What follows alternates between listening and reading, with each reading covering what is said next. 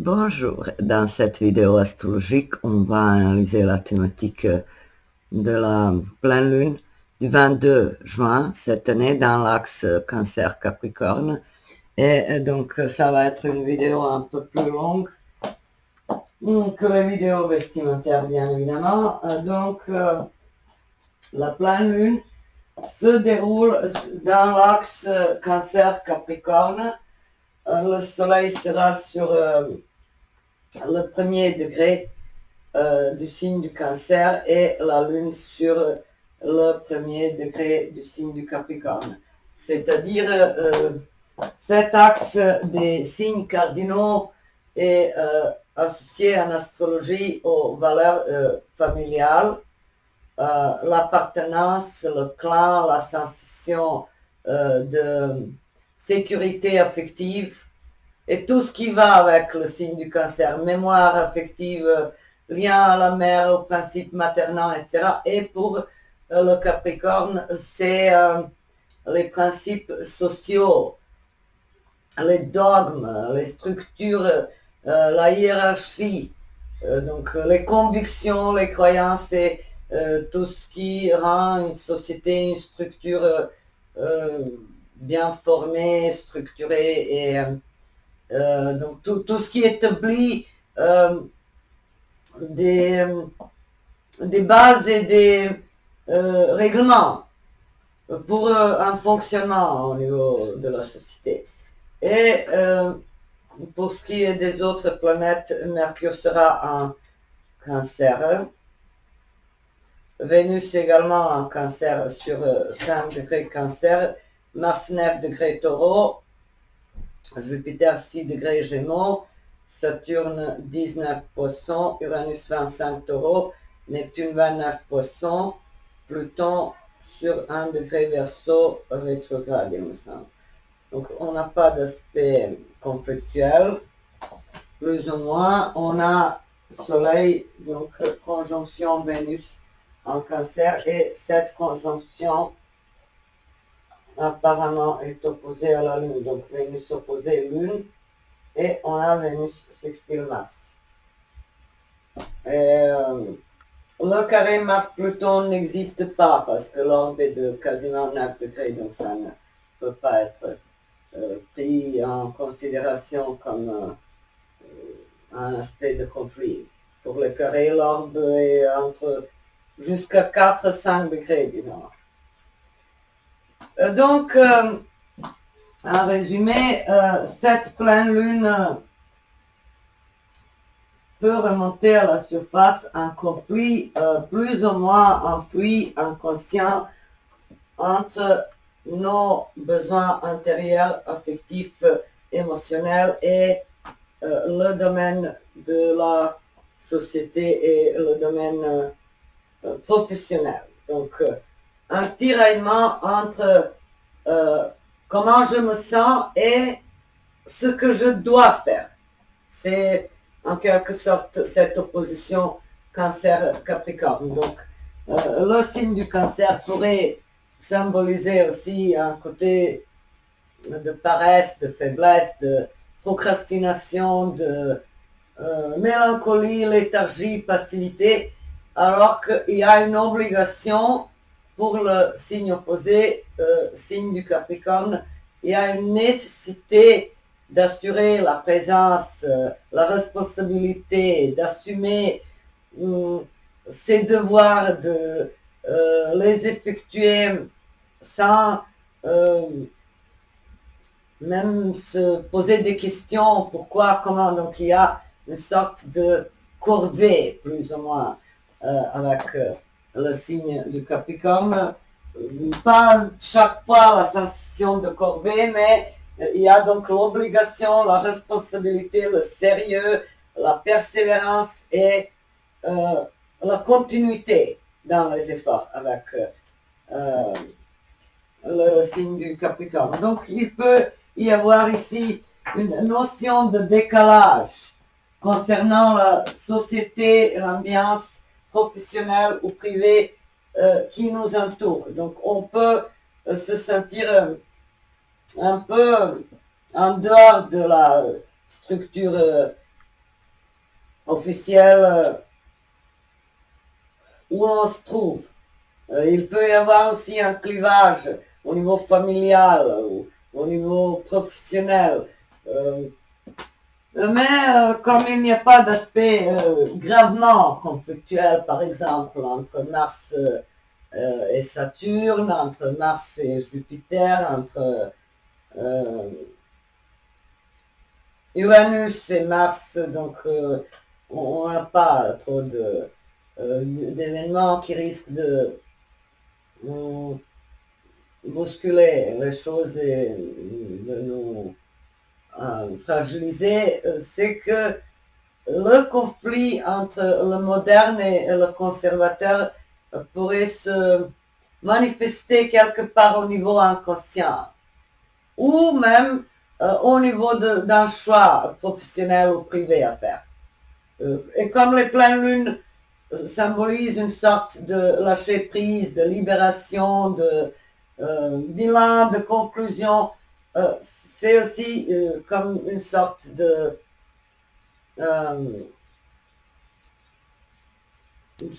d'arrêt, de fin, de quelques contraintes, de quelques obligations, de quelques devoirs pénibles qu'on s'est forcé à poursuivre à tout prix.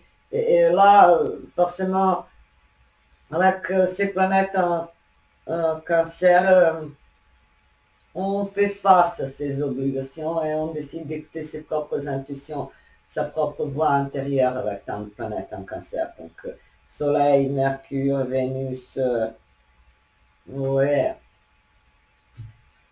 En résumé, c'est une pleine lune où l'on va écouter plus ou moins nos émotions. C'est l'instinct, c'est le rêve, l'imagination, le pouvoir intérieur de créer ou de se régénérer ou de se de s'écouter, de se prendre en considération ce besoin intérieur émotionnel qui prend le dessus sur les devoirs, les contraintes de la société ou d'une structure quelconque. Oui, en résumé,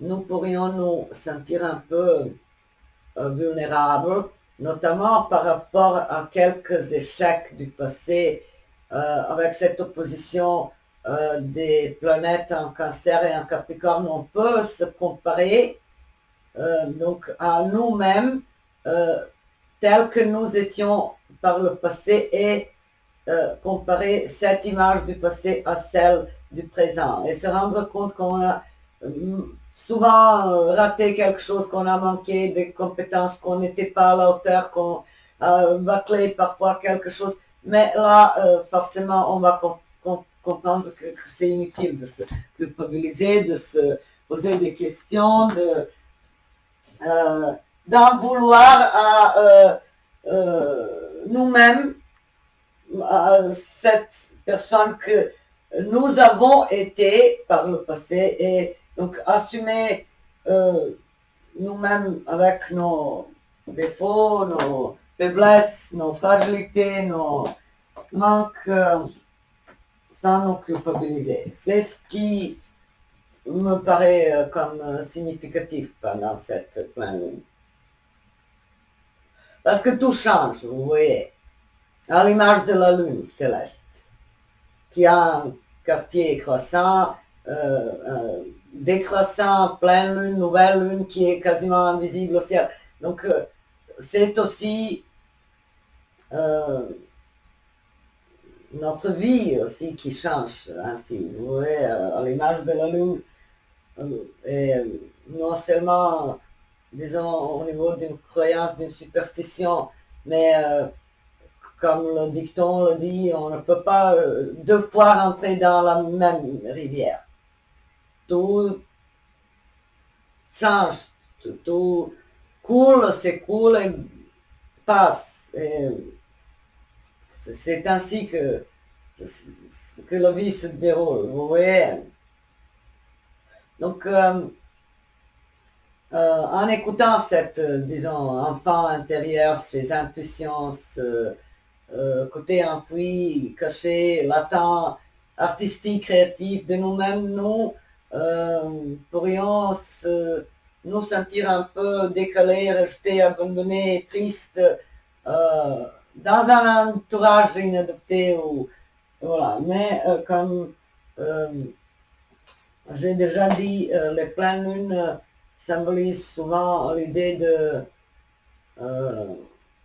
compréhension et de lâcher prise, et de clôture, de fin de quelque processus, soit quelque attente, soit un processus incomplet, soit un processus satisfaisant, mais on doit le laisser tel quel et passer à quelque chose d'autre, faire la paix avec ce qui est là, avec les données réelles et continuer notre chemin, ne pas trop s'arrêter sur les choses du passé ou que nous estimons subjectivement bafouées, bâclées. Il faut passer à quelque chose d'autre après avoir conclu, vu, analysé. Ouais, et donc j'ai choisi un ouvrage, un film américain, Le sourire de Mona Lisa, sorti en 2003 avec Julia Roberts et Christine Dunst, et le réalisateur c'est Mike Neville. C'est un ouvrage qui me paraît très en phase avec l'axe cancer Capricorne. Le sourire de Mona Lisa. Oui, c'est déjà un sourire assez énigmatique et assez... et comme il s'agit d'un ouvrage de l'art et comme l'héroïne principale est une professeure d'université de l'histoire de l'art, donc l'histoire Capricorne de l'art Cancer, vous voyez, et donc l'ouvrage, le tableau Mona Lisa, c'est une valeur universelle et non seulement au niveau de l'art, mais au niveau de la beauté et de l'expression, disons, d'un idéal féminin, etc.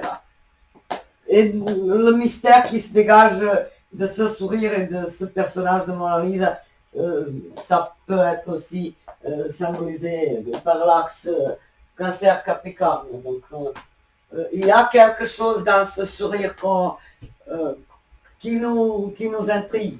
Vous voyez. Et donc, Catherine, en tant que professeure dans l'université assez conservatrice et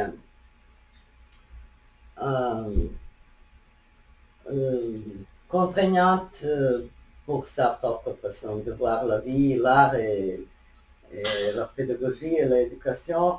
Donc, elle se confronte à une série de réactions réactionnaires, une série de comportements réactionnaires, effectivement. En faisant ce travail, donc, elle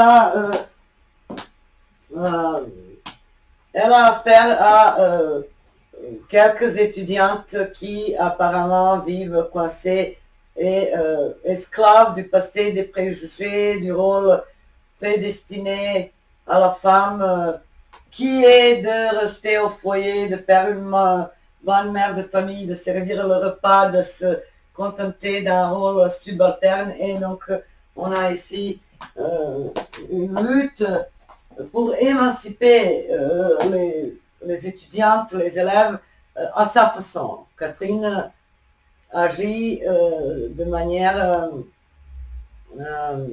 d'un guide de renaissance, un guide spirituel, un modèle qui propose d'autres valeurs, d'autres comportements, d'autres visions de vie à ses élèves. Et on a une étudiante particulièrement rigide qui ne dissimule pas ses convictions traditionnelles et sa façon de voir la femme en tant qu'être limité au service de sa famille, de son mari, de sa famille, de cette structure imposée. Et donc, elle estime que les comportements contraires à cette vision de vie mettent en péril les structures traditionnelles, tout simplement, et elle agit de façon que de tels personnages qui osent bousculer l'ordre établi soient virés de l'établissement, soient en quelque sorte punis pour leur engagement réformateur et moderne. Donc, elle a par exemple écrit un éditorial contre une infirmière de l'université qui distribuer les préservatifs aux étudiantes et ensuite elle s'acharne sur Catherine, la professeure de l'histoire de l'art, et s'étonne que celle-ci n'est pas mariée, qu'elle n'est pas, disons, qu'elle n'est pas rentrée dans ce cadre d'obligation, de service, de sacrifice que la femme doit accomplir, de gré ou de force.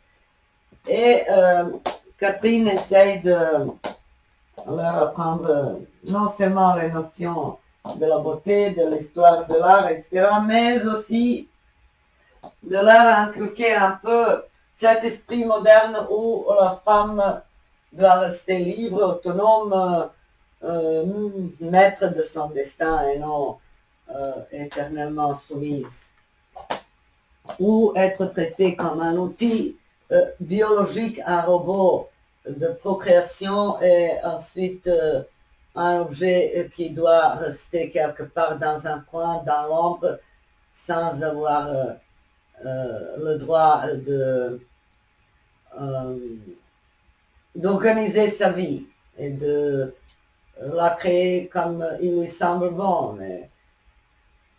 Et donc ce conflit entre les principes de l'ancienne époque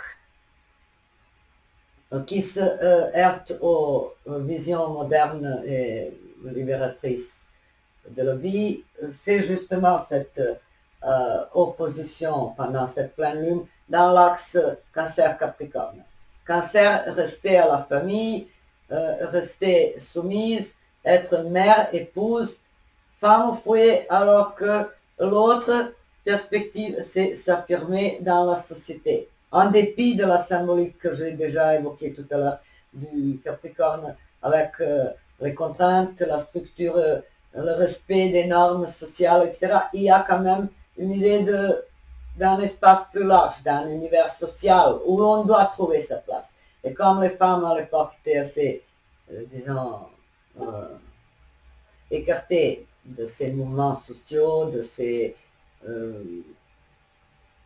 courants sociaux de la vie politique, de la vie, disons, sociale, intellectuelle, etc. Leur place était au foyer, quasiment un rôle réduit aux femmes de ménage.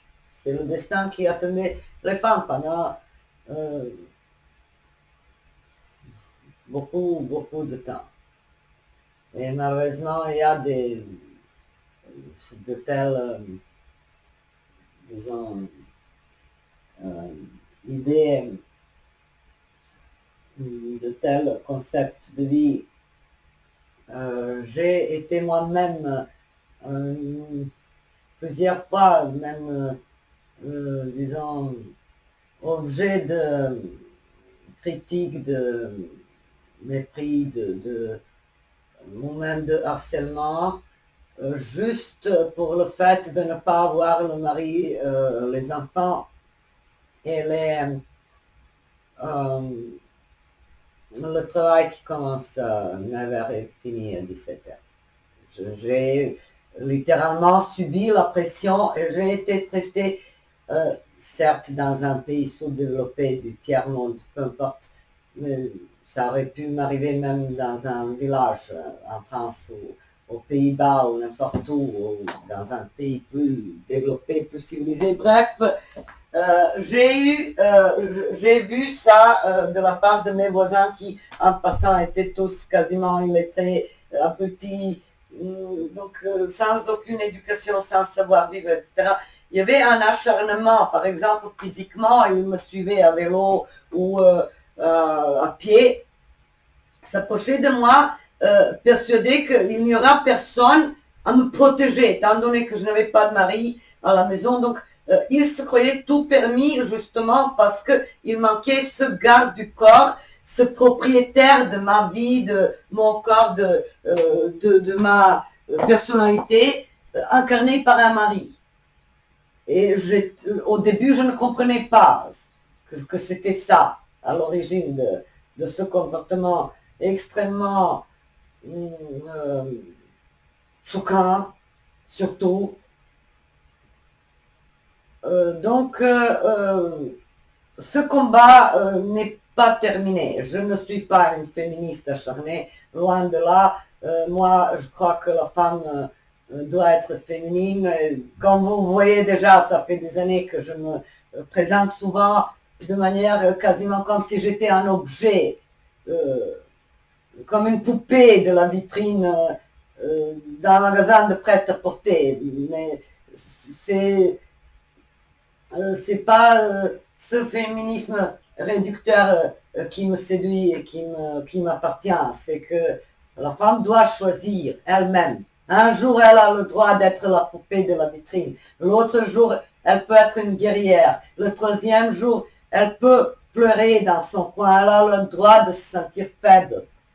Et le quatrième jour, elle sort et se bat pour s'affirmer, pour être directrice, professeur, médecin, etc.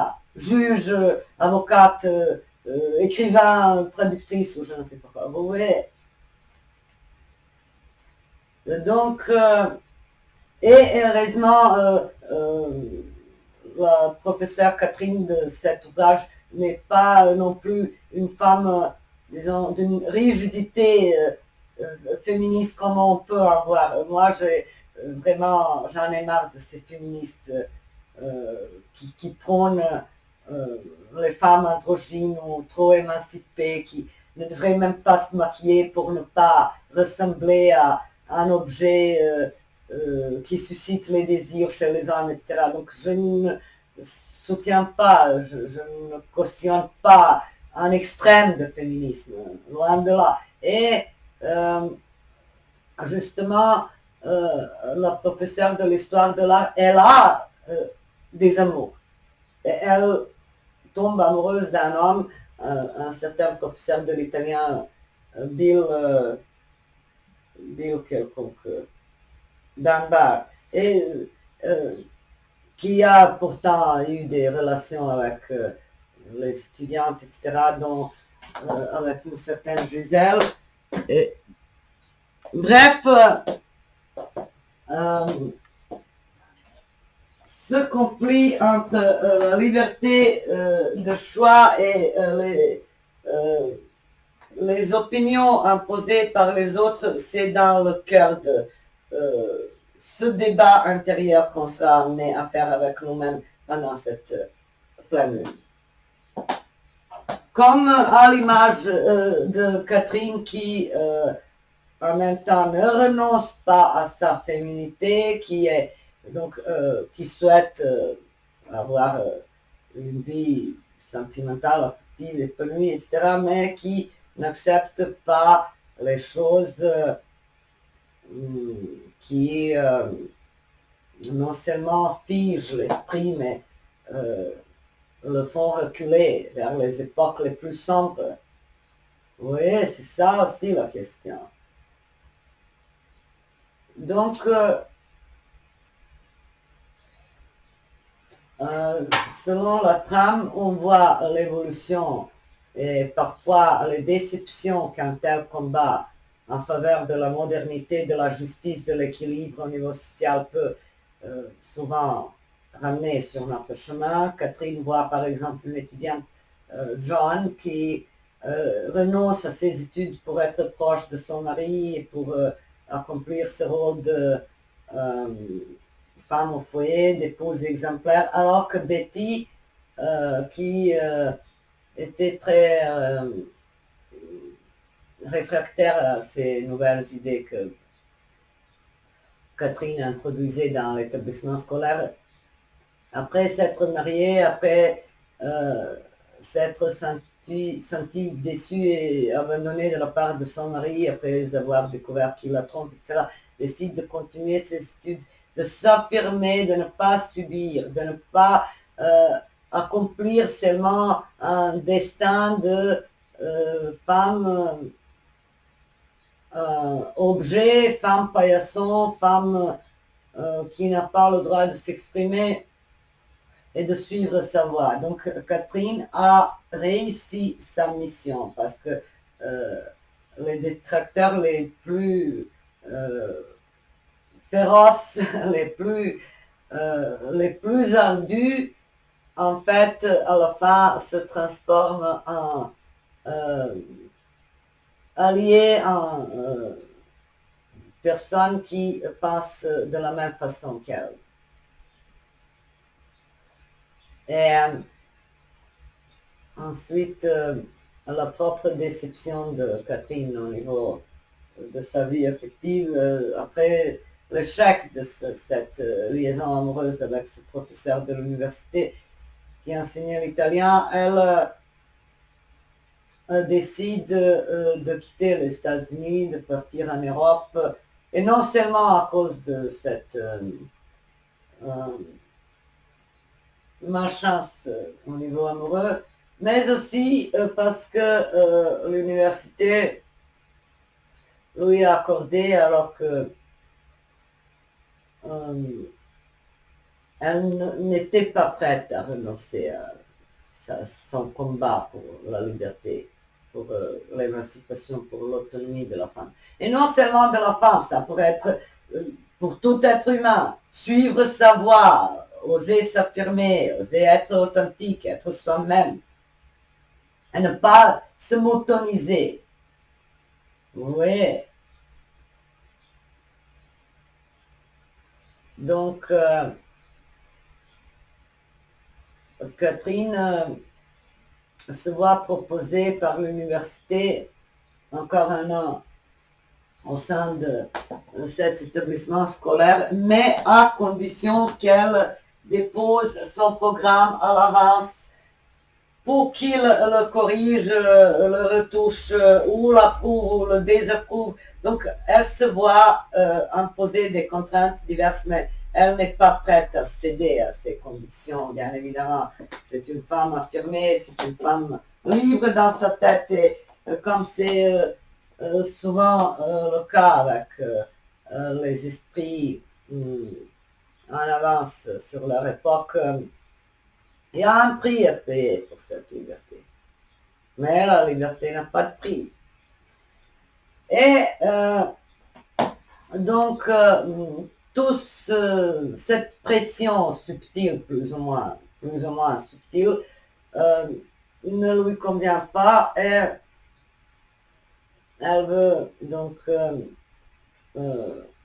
aller voir ailleurs, et elle ose, bien sûr, changer ce qui ne lui va pas.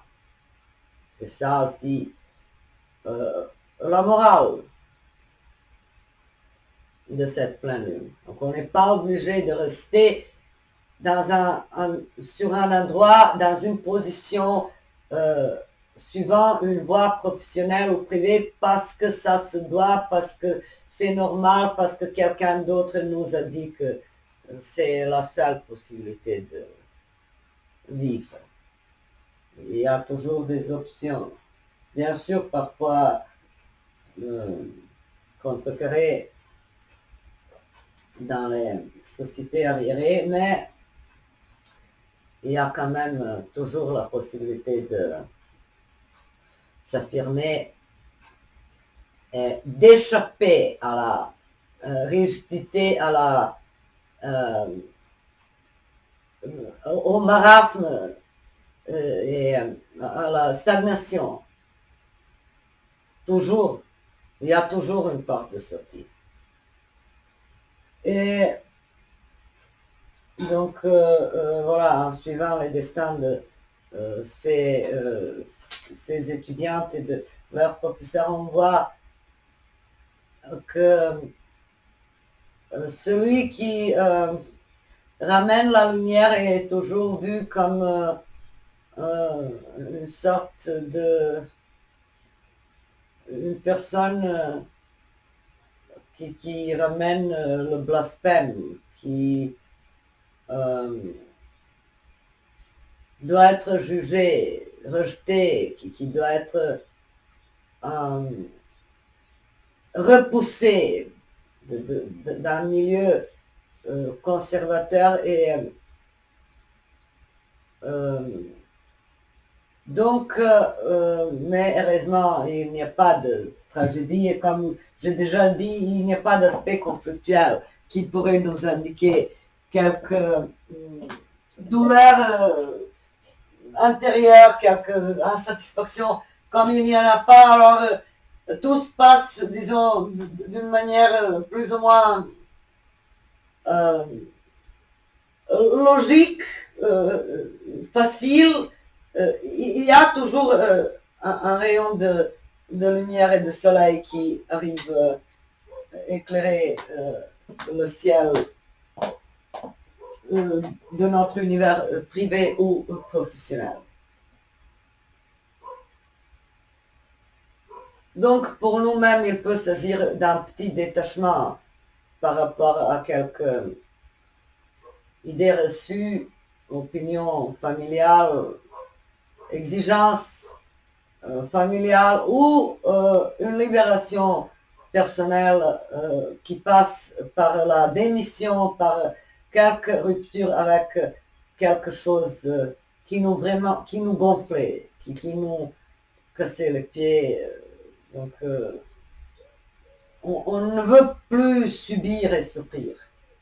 C'est ça aussi la morale de cette pleine lune. Et comme vous voyez, les forces réactionnaires n'ont pas vaincu, les forces de l'obscurité, des temps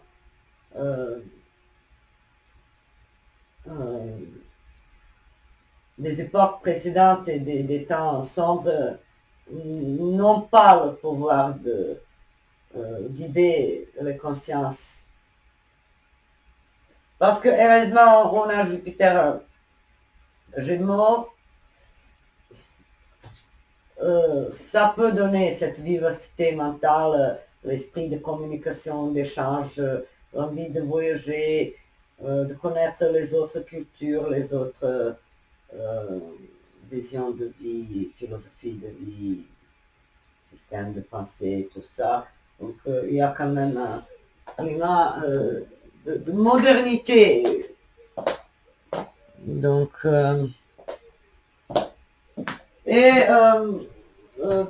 quant à moi, étant donné que j'ai évoqué, disons, des situations, enfin, auxquelles j'étais exposée contre mon gré, étant une femme célibataire et libre dans la tête et qui porte les mini-jupes et tout. Donc, je n'ai pas, je ne sais pas comment je vais faire ce travail de pardon et de lâcher prise par rapport à cet entourage qui m'a vraiment fait subir pendant des années le calvaire,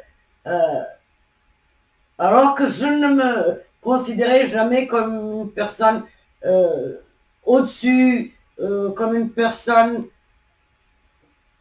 trop cultivée, trop éduquée, qui n'a pas de point commun avec le monde normal. Bien au contraire, j'ai toujours été proche des personnes même marginalisées. Je n'ai jamais eu un complexe de supériorité, mais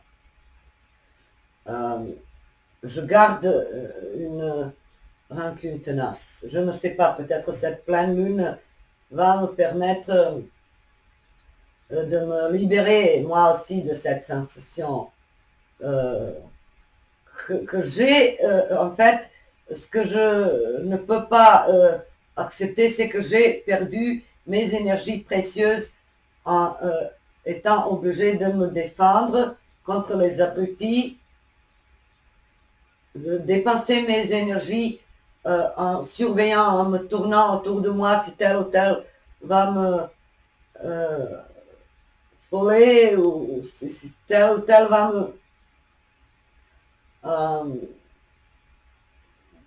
percuter à son vélo ou quoi déjà, ou des situations comme ça qui m'ont vraiment qui m'ont dégoûté le genre humain. Et comme j'estime que la haine, la rancune ne sont pas dignes d'une personne éduquée et d'une personne libre dans sa tête, je dois faire ce travail.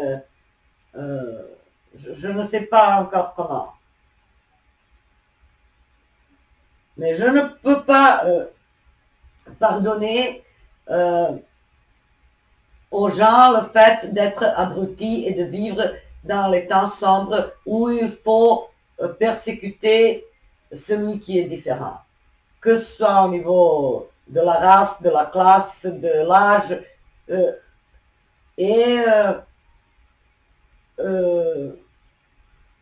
Même aujourd'hui, quand, disons, les harcèlements sont disparus, je ne suis plus jamais comme ça abordée dans la rue de façon assez agressive. Je ne suis plus la cible Ils voulaient me redresser, ils voulaient que je redevienne comme eux, mais ils ont vu que ça, c'est la peine perdue, donc c'est impossible. Et ils ont reculé, ils sont retirés de ma vie de façon directe, flagrante. Mais je garde cette rancune et je garde un esprit de vengeance contre tout esprit étriqué, contre tous ceux qui répandent les préjugés, qui polluent l'espace public par leur idée réactionnaire du Moyen-Âge. Donc, chère audience, le combat pour la lumière et pour la modernité n'est pas terminé. Soyons vigilants, ne cédons jamais aux pressions des forces obscures du Moyen-Âge et restons positifs. Je vous souhaite une belle et douce pleine lune dans l'axe Cancer-Capricorne et à très bientôt pour de nouvelles vidéos astrologiques.